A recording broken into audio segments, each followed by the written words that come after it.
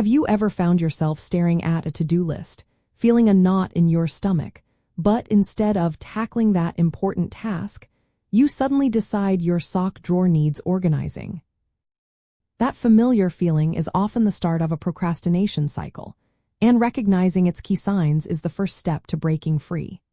The core indicators include habitually delaying important tasks, experiencing rising anxiety and guilt as deadlines approach, making excuses to justify the delay, working feverishly last minute, and then repeating the pattern despite negative outcomes. Understanding why we fall into this loop helps immensely. Procrastination isn't just about laziness. Often, it is a coping mechanism for uncomfortable emotions like fear of failure, fear of success, perfectionism, or boredom. Our brain seeks immediate gratification, choosing tasks that provide quicker emotional relief, even if they are not productive.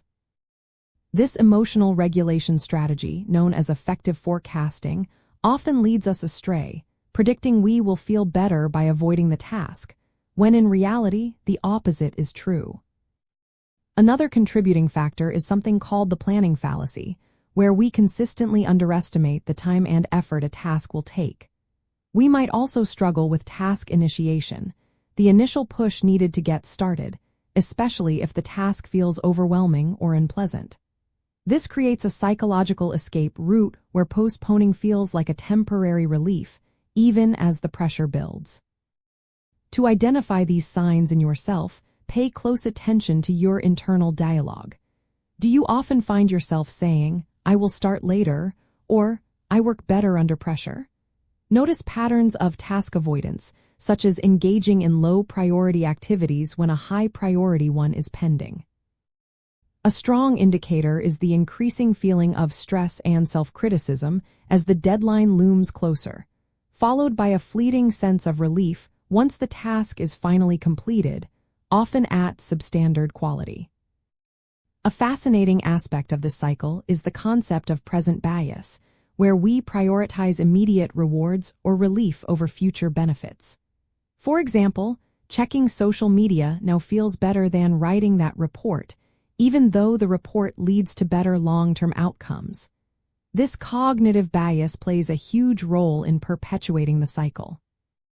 Another key term is self-handicapping, where we create obstacles for ourselves, like delaying, to provide an excuse for potential failure, protecting our self-esteem.